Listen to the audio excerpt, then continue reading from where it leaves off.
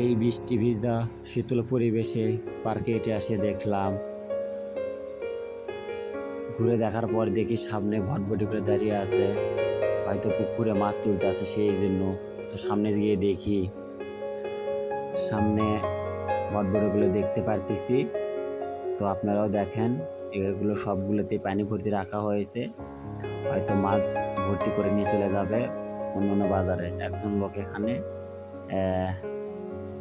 পানিগুলো নিয়ে বড় পাতলা রাখতেছে। এখানে দেখেন এখনো মাছ তোলায়নি, তো সামনে ভটভটিতে মাছ তুলতেছে।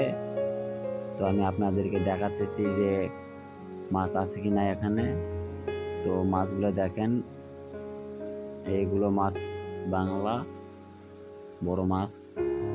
তো আপনাদেরকে সামনের দিকে এগিয়ে নিয়ে যাব। বৃষ্টিতে মাঝে অনেক কাদা হয়ে গেছে।